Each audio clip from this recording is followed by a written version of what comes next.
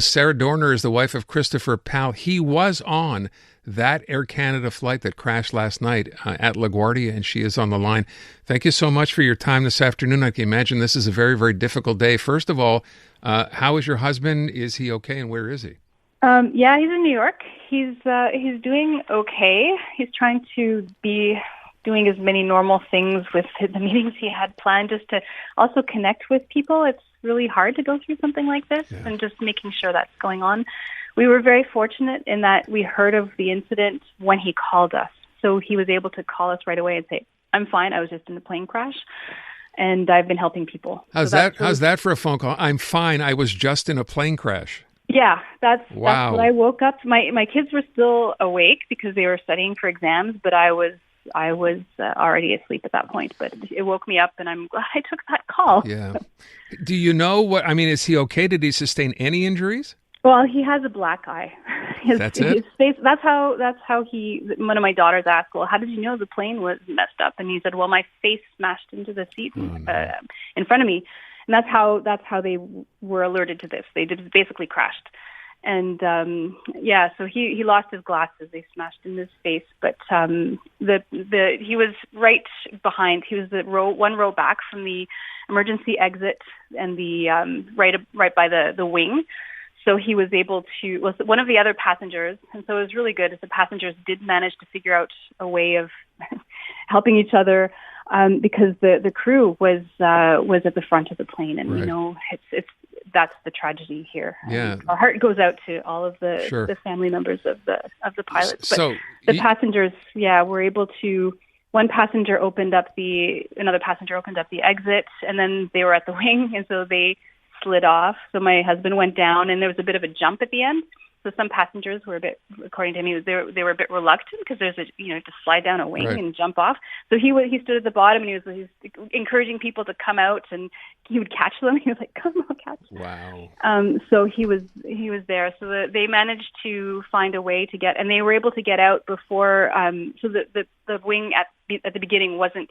If you've seen the photos, the plane tipped after a while, but they were able to get off before the plane had tipped, where the wings would have been much higher up. Well, we're all glad to hear that he is okay. I mean, minus the black eye and the glasses, whatever, and hope that we know some of the passengers are still, I think they said 9 of them are still considered to be in serious condition. So we hope for their safety as well. Sarah, thank you so much.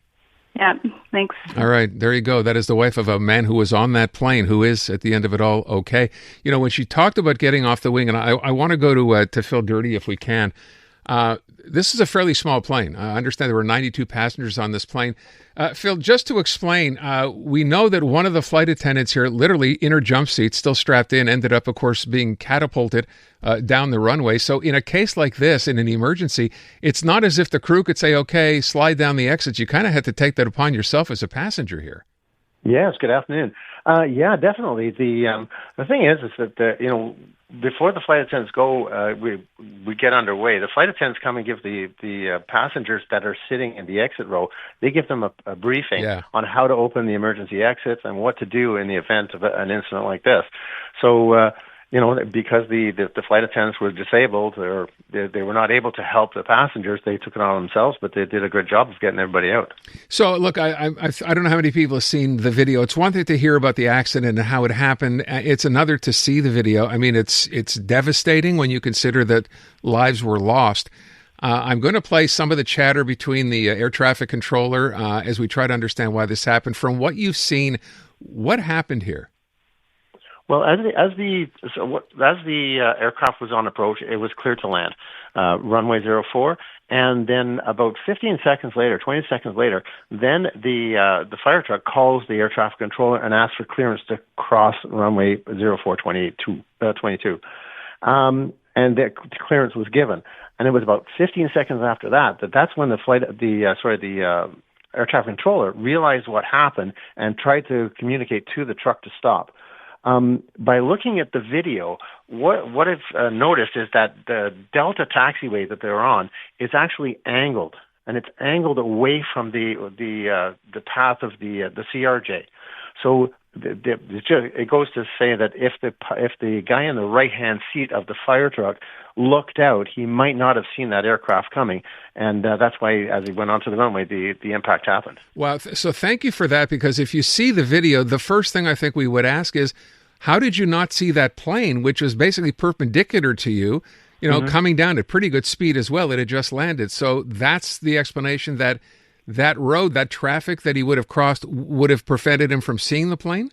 Well, it was more of an angle. Like looking at the airport charts, we thought that he was on taxiway Echo, but he wasn't. He was on taxiway Delta, and Delta is about a 35 or 40 degree angle from the runway. Right, so he would have been, the fire truck would have been facing away from the aircraft as he was crossing. So he would have had to look back up the runway, and I think that's what that was one of the contributing factors. The other thing, again, I have no idea, but just visually when I saw this, I thought to myself, okay, this plane is obviously much bigger than the truck. It's on a wheel, right? It's landed. How could the impact be that severe to shear that entire cockpit off that plane? Well, the impact happened about 2,400 feet down the runway, which is just under halfway. The aircraft would have landed probably around 1,000 feet or 1,200 feet, which only left about 1,300 feet between where he touched down and the impact zone. You can see by the pictures, the reverse thrusters are still out. Which means that he was probably going above 70 knots, because it's 70 knots where they bring the reverse thrusters back in. So we're not exactly sure. We'll find out when we get the cockpit voice recorder and the flight data recorder. That'll give us some definitive answers of what was happening with that aircraft. So, and I'm trying to just piece this together too. We know the identities now of the pilot and the first officer, both very, very young. Could this be something that experience might have dictated had a different ending? I don't think so. The Air Canada pilots are trained to an amazing standard. They're put through rigorous training, and if they're not competent, they're not going to be in that seat. They've probably got several thousand hours under their belt flying that type of aircraft. Like I said, I don't think that's a contributing factor. Okay. It was just they put the aircraft down, and then all of a sudden it's, oh my gosh, there's a truck in the runway. Ever seen that happen before? There are incursions but the thing is, a lot of the times that the aircraft is on approach and a vehicle or a plane goes onto the runway, they do a go around and they come back in circle and they land the aircraft. But for something like this to happen, it's very, very rare. I think too, again, not that it matters, but had it been a bigger plane, this is a small regional jet, right? Had it been a bigger plane, you imagine the ending would have been different? It's hard to say. I mean, it was a tragedy. Either way you look at it, it's a big tragedy. Whether it's a smaller aircraft or a larger aircraft. Could it have been more catastrophic potentially with a larger airplane? But that's hard to say. No, I realize that's kind of a silly question. At the end of the day, it is a tragedy. You're right. I'm just trying to understand with respect to how this happened and who's at fault. And I'm sure you've heard the message. I'm going to play this in just a second or so from the air traffic controller, where he says, "I messed up." You've heard that? Mm-hmm. Yeah, very much so. And like one of the things is you could hear, like when you're listening to the recording from the air traffic control, where after the crash happened, and you can hear the voice of the air traffic controller. He is under duress.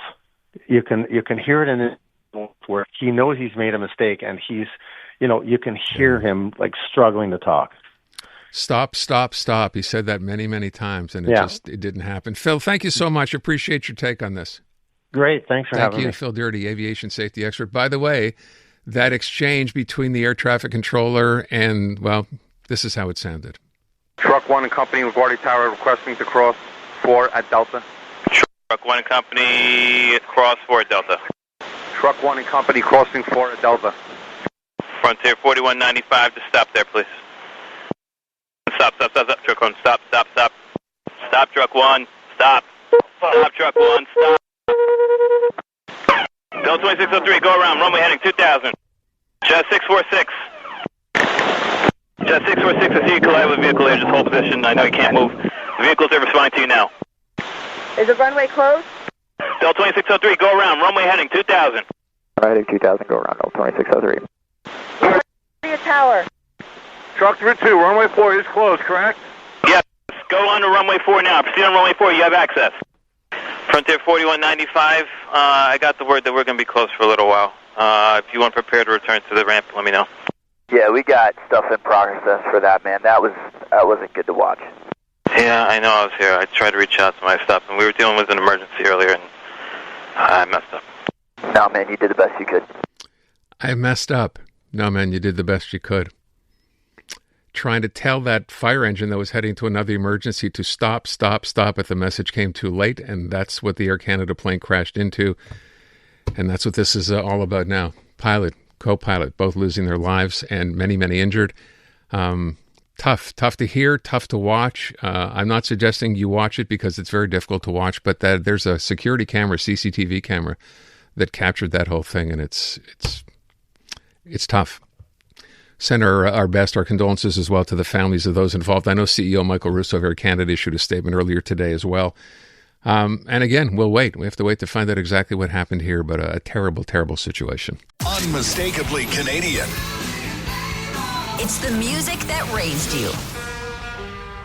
The artists raising the bar. Hi, this is Brian Adams. Hey, my name's Brett Emmons. I'm from the Glorious Sons. Hi, I'm Nelly Furtado. Made in Canada. The station that champions Canadian music. Loud, proud, and all yours. No passports required. Just press play. Tap into Made in Canada now on iHeartRadio.ca or the free iHeartRadio app.